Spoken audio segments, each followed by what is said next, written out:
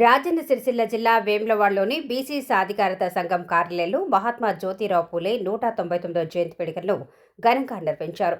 ఈ సందర్భంగా సంఘం ఉత్తర తెలంగాణ ఇన్ఛార్జ్ పొలాస నరేందర్ పూలే చిత్రపటానికి నివాళులర్పించి మాట్లాడుతూ కేంద్ర ప్రభుత్వం వెంటనే దేశవ్యాప్తంగా బీసీ కులగణన చేపట్టాలని మరియు ప్రత్యేకంగా బీసీ మంత్రిత్వ శాఖను ఏర్పాటు చేయాలని డిమాండ్ చేశారు. మహిళా రిజర్వేషన్లు బీసీలకు 16.5% సబ్కోటా కల్పించాలని, చట్టసభల్లో జనాభా నిష్పత్తి ప్రకారం రిజర్వేషన్లు ఇవ్వాలని కోరారు. అణగారిన వర్గాల అభివృద్ధి కోసం పూలే చేసిన కృషిని కొనియాడుతూ కేవలం వేడుకలకే పరిమితం కాకుండా బడ్జెట్ కేటాయింపులు, రాజకీయ పదవుల్లో బీసీలకు తగిన ప్రాధాన్యత కల్పించినప్పుడే ఆయన ఆశయాలు నెరవేరుతాయని స్పష్టం చేశారు. ఈ కార్యక్రమంలో పలువురు బీసీ సంఘం నాయకులు మరియు కార్యకర్తలు పాల్గొని పూలే సేవలను స్మరించుకున్నారు.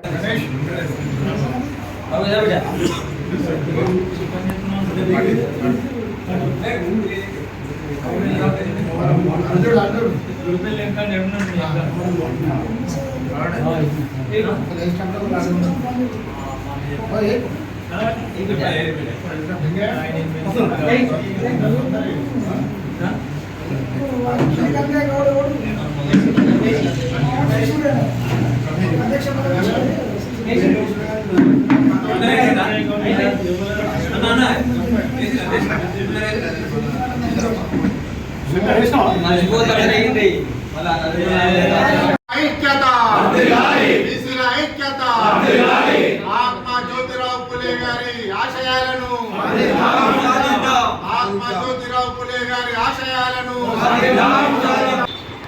బడుగు బలైన వర్గాల ఆశాజ్యోతి, అట్టడుగు వర్గాల ఆశాజ్యోతి, బలైన వర్గాలు రాజకీయంగా, ఆర్థికంగా, సాంఘికంగా, సామాజికంగా, విద్యాపరంగా, ఉద్యోగపరంగా తదితర అన్ని రంగాల్లో బలైన వర్గాలు ముందుకెళ్లాలన్న లక్ష్యంతో మహాత్మా జ్యోతిరావు పూలే గారు ఎంతగానో శ్రమించారు.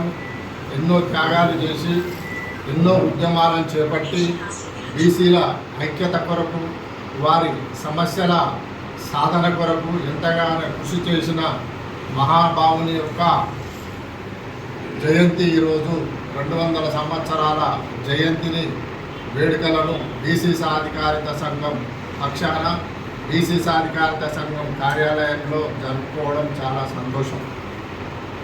ముఖ్యంగా జ్యోతిరావు పూలే గారు ప్రతి ఒక్కరికి విద్య రావాలి, విద్య అత్యంత ప్రాధాన్యమైనది, విద్య వజ్రాయుధం లాంటిది, విద్య వస్తే మనిషి జీవితానికి బంగారు బాట వేస్తుందన్న లక్ష్యంతో ప్రధానంగా విద్యపై దృష్టి కేంద్రీకరించి తన సొంత డబ్బులతోని పాఠశాలను నెలకొల్పి మరి అణగారిన వర్గాలను, బడుగు బలైన వర్గాలను అందరినీ బడిలో చేర్పించి మరి విద్య నేర్పించిన ఘనత మహాత్మా జ్యోతిరావు పూలే గారికి దక్కిందని సందర్భంగా తెలియజేస్తున్నాం. ముఖ్యంగా తన భార్య సావిత్రిబాయి పూలేను ముందుగా బడిలో చేర్పించి చదివించి తనను ఉపాధ్యాయునిగా చేసిన ఘనత మనకే దక్కిందని సందర్భంగా తెలియజేస్తున్నాము.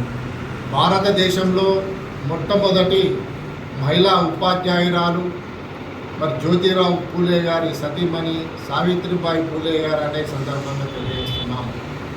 మరి రాష్ట్ర కేంద్ర ప్రభుత్వాలు మహాత్మా జ్యోతిరావు పూలే గారి సిద్ధాంతాలను, ఆదర్శాలను, ఆశయాలను కొనసాగించాలని, బీసీ హక్కుల సాధనకు, బీసీల ఆత్మగౌరవాన్ని కాపాడడానికి కొరకు, మరి బీసీల సంక్షేమం కొరకు రాష్ట్ర కేంద్ర ప్రభుత్వాలు చిత్తశుద్ధితో పనిచేయాలని, కృషి చేయాలని సందర్భంగా రాష్ట్ర కేంద్ర ప్రభుత్వాలకు బీసీ సాధికారిత సంఘం పక్షాన విజ్ఞప్తి చేస్తున్నాము. ముఖ్యంగా రాష్ట్ర ప్రభుత్వ పరిధిలో ఉన్న బడ్జెట్లో బీసీ జనాభా దామాషాన అన్ని రంగాలలో మరి బీసీలకు నిధులు కేటాయించాలని, మరి రాజకీయ రంగంలో మంత్రివర్గంలో కానీ, నామినేటెడ్ పోస్టుల్లో కానీ, పార్టీ పదవుల్లో కానీ జనాభా దామాషాన మరి రాష్ట్ర ప్రభుత్వం బీసీలకు అవకాశాలు కల్పించి రాజకీయంగా ముందుకు తీసుకెళ్లాలని రాష్ట్ర ప్రభుత్వాన్ని విజ్ఞప్తి చేస్తున్నాం.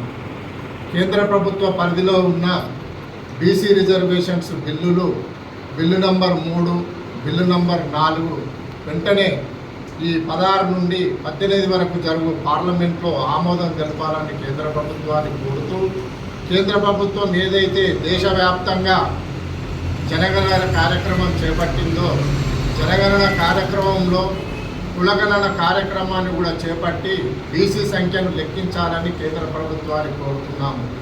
కోర్టులు ఏమంటున్నాయంటే బీసీలకు రిజర్వేషన్లు ఇవ్వాలంటే ప్రభుత్వ పరంగా మీకు జనాభా లెక్కలు కావాలి, మీ జనాభా లెక్కలు ఉంటేనే మీకు రిజర్వేషన్లు ఇవ్వడం సాధ్యమవుతుందని కోర్టు అడ్డంకులు చెప్తున్న దృష్ట్యా మరి ఈ యొక్క జనగణనలో బీసీ కులగణనను కూడా చేపట్టాలని సందర్భంగా కేంద్ర ప్రభుత్వాన్ని కోరుతున్నాము. అంతేకాకుండా కేంద్ర ప్రభుత్వం నియోజకవర్గాల పునర్విభజన కార్యక్రమాన్ని చేపట్టబోతుంది. అందుకు స్వాగతిస్తున్నాం, మేము హర్షం ప్రకటిస్తున్నాము.